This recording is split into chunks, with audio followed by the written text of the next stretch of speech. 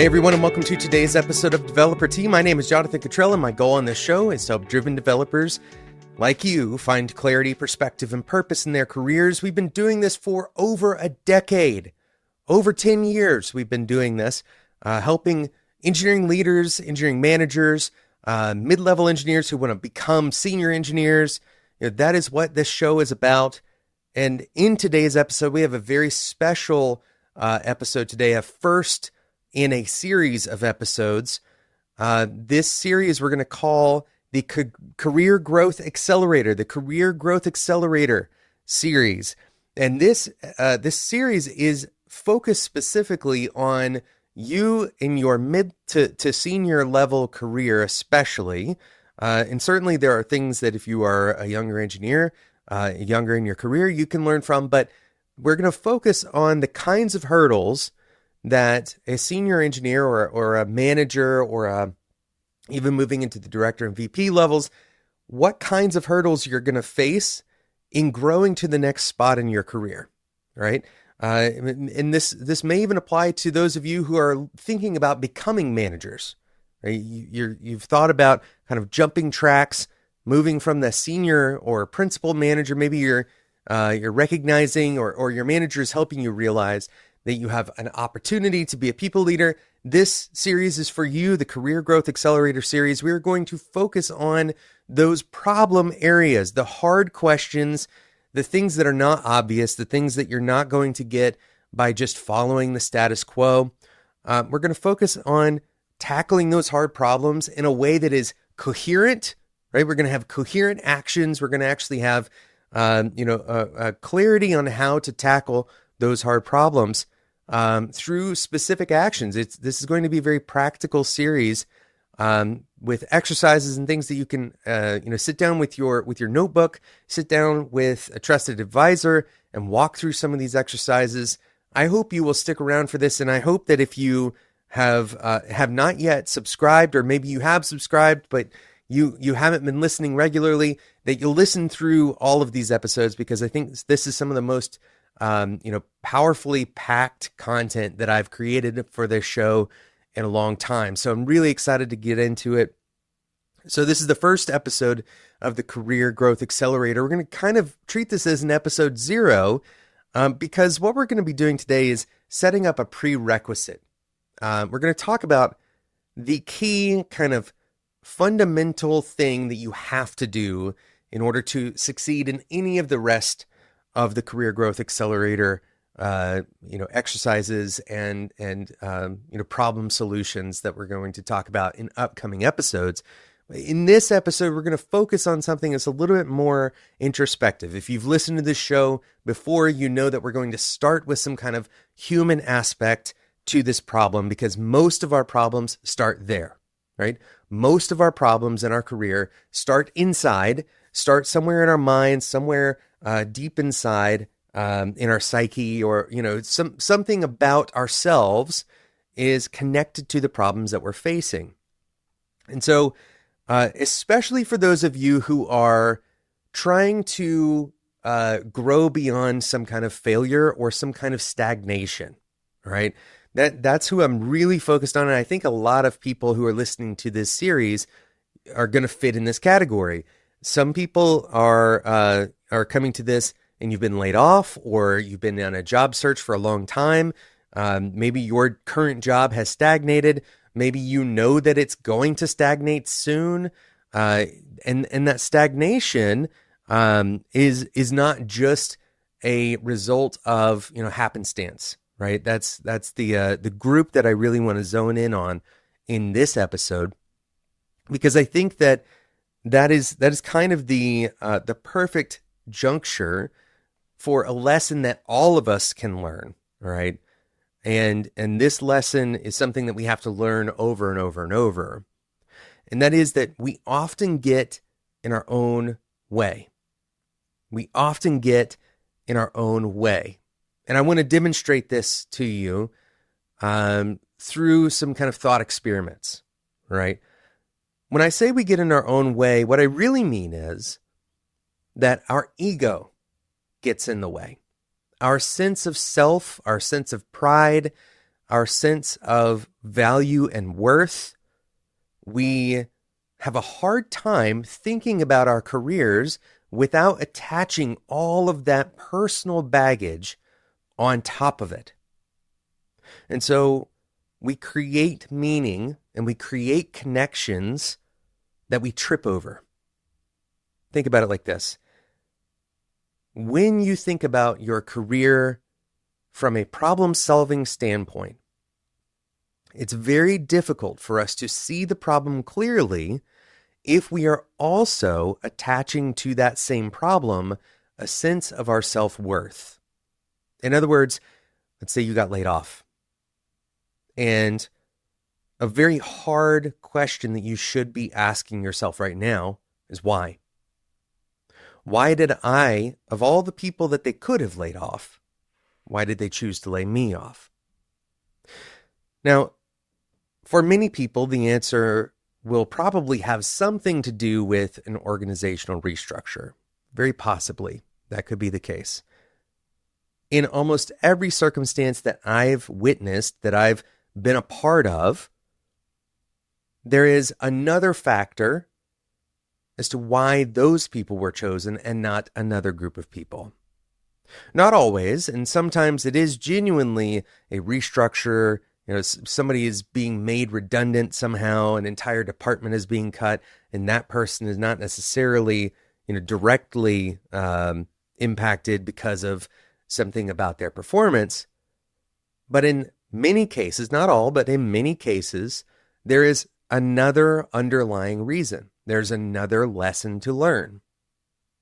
Now, the difficulty is that if you were to only stick with the first narrative, if you only stuck with the narrative that this wasn't really about me, the reason that I was let go was not really about me.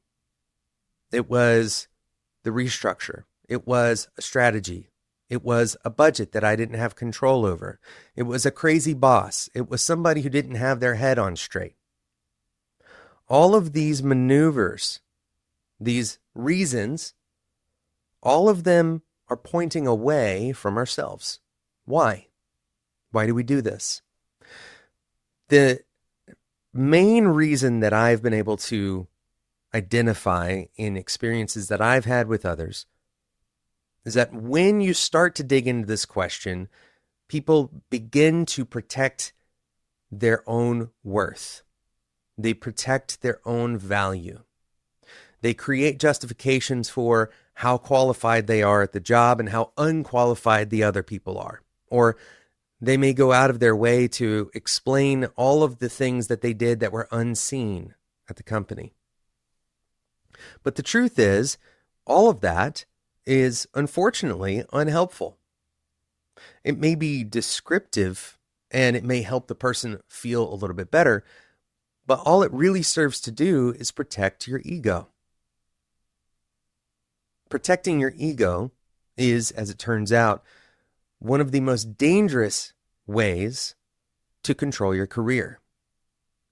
If you're thinking about your own self-worth and you're conflating the signal of reason I got laid off with my value as a human being, right? If you conflate those two things together, then you're very likely going to discount many of the valid reasons that you might have been laid off. And you're also very unlikely to grow from this circumstance. You're more likely to burn a bridge, for example, right? You're more likely to not have any meaningful skill acquisition coming out of this circumstance, because the narrative that you are feeding yourself, and when you talk to other friends or colleagues in the industry, the narrative that you're responding to them with is that actually, I'm very good. I'm really good at my job. Actually, I have a lot of skills. And these things may not necessarily be untrue, but they're not helpful in diagnosing your circumstance and becoming better out of it. And the whole point of this series is the Career Growth Accelerator. Career Growth Accelerator, not to recognize all of your accomplishments on its own, but instead to help you move past the things that will trip you up, right? This connection between your ego, between your self-worth, between your self-image, your esteem, all of these things that are connected to the way you see yourself in life versus problem solving in your career and in your ability to move to the next step. So the fundamental break that you have to be able to make, and I'm going to give you a kind of mental thought experiment to help you break through this, is disconnecting your self-worth from your career aspirations. Disconnecting your self-worth from your career aspirations. Recognizing that the position that you hold in your career is simply a fact. Okay, it's simply a fact. It has no bearing on whether you're a valuable human. It has little bearing on reflecting your work ethic. It has little bearing on reflecting your morality, your ability to succeed more generally, your kind of innate worth and your innate capacity, right? All of these things, if you can disconnect them from your career, you're going to be able to diagnose your career, and hopefully you can be more honest with yourself, right? You can identify the places where you may have changes to make, right? So that is ultimately where you want to end up. You want to end up in a place where you can comfortably identify adjustments that you need to make without, again, tripping over or trying to rewrite that narrative to yourself in order to protect your ego. Okay, so what is this exercise? The exercise is very simple. It's a distancing type exercise. It's a psychological phenomenon that powers this, right? And the phenomenon is, if you were to look at this situation from some distance, right?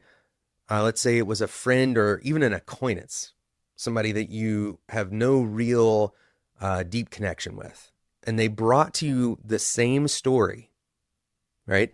All of the facts and details of the story, they're all the same, but it's just not you, right? You're only presented with this list of facts from a kind of an external perspective, right? And this goes back to one of the things that we do on this podcast is finding clarity and perspective. If you were to look at this external situation and try to identify some kind of diagnostic approach, right? If you were to identify a root cause, if you were to kind of walk through, okay, what happened exactly and why you versus the person, your peer, if you were able to walk through that as if it was someone else, then you don't have the opportunity to bring ego into the equation. This changes the way that we think. And even in this thought experiment version, the shift, the distancing, even if it's artificial, is meaningful. We've talked about this on the show before.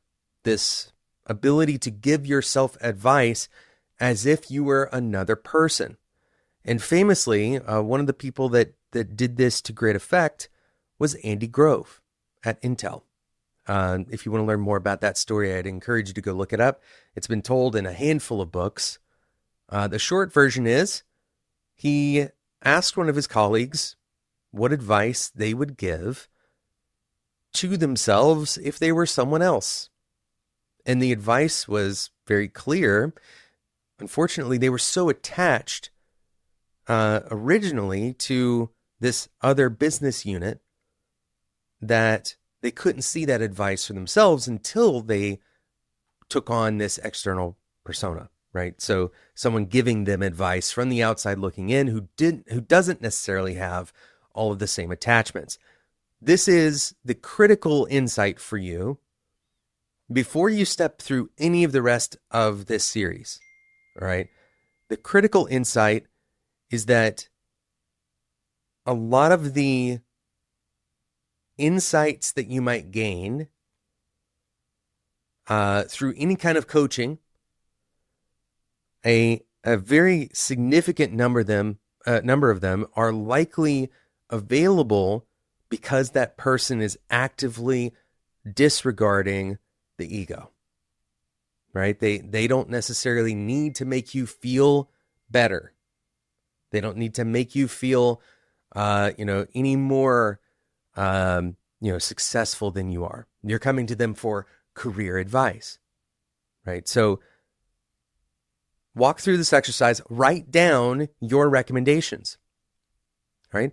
Another useful version of this is to discuss these problems with a colleague, right? Somebody else who's a trusted advisor to you, and tell them what you're trying to do. Tell them that you're trying to avoid anything that is commentary on your ability, right? Commentary as in, I know you're good at this, or I know you have done a lot of work in this area, or I know that you produced good results on X, Y, and Z. And instead, focus almost exclusively or entirely on the diagnostic aspect of this, right? What happened and why? What happened and why? If you can, and it doesn't just have to be like a postmortem, what happened and why, diagnostic of a past event. It can also be a diagnostic of what is holding you back from the next thing, because our ego often gets in the way there as well. I know I'm good enough for this promotion, right? I know that I've put in the hard work for this. It may have nothing to do with your skill. And so you're pushing and pushing and pushing, trying to build your skills, but really the path to growth has nothing to do with that. But because your ego has gotten in the way, you believe that as long as I can become worthy of this promotion, then I will get it. As long as I become worthy of this growth path, then I will get it. But that may have absolutely nothing to do with why you haven't gotten that promotion. And so stepping outside of yourself and recognizing, hey, it's not that next book, it's not that next tutorial, it's not that next, project lead role, it's not the next status meeting update that you give. None of those things are really the thing that's going to move the needle. The biggest thing is fill in the blank, right? Some strategic move that the company needs to make, right? That may have a totally different path of growth for you if you're not focused on your ego, but instead you're focused on the real problem at hand. Thank you so much for listening to this episode. I hope you enjoyed this first episode in our Career Growth Accelerator series. If you enjoyed this, please do me a couple of favors here that I'm asking for at the end of the year. One, share this with somebody that you think needs it, right? Not just somebody that you think will like it, but somebody that you think will be improved by this advice. Someone that struggles with, trying to find a way forward in their career. Maybe part of the reason is because they can't seem to get past the ego aspect of this. If you're listening to this right now and your friend sent this to you, maybe your friend is a good person to do that exercise with, right? They're trying to help you in your career as well. So that's the first request, is to share this with somebody that you think needs it, or that will need the upcoming Career Growth Accelerator episodes that we're going to put out. The next thing I'm going to ask you to do is turn on your notifications and your downloads of Developer T. Why? There's a couple of reasons. One, this helps iTunes recognize that we still have listeners of this show when the episode first drops. This is important for iTunes algorithms. It's important so that other people can find the show. It's important that we continue to have this kind of automatic delivery, because we do deliver a lot of episodes, at least one a week. We're probably going to pick up the pace a little bit on that and move back to like a 2-week schedule. Still not totally decided on that. So having those automatic updates, if you have the space on your phone, if you don't have the notifications enabled on your phone for that. And then finally, Reviews and ratings in iTunes are hugely helpful, of course. And now we are on YouTube as well. Go and subscribe if you'd like to see this in a video format, right? You can put it on YouTube and listen to it on your computer in the background or whatever you want to do. We have both the audio only version as well as the video version in YouTube. Thank you so much for listening. And until next time, enjoy your tea.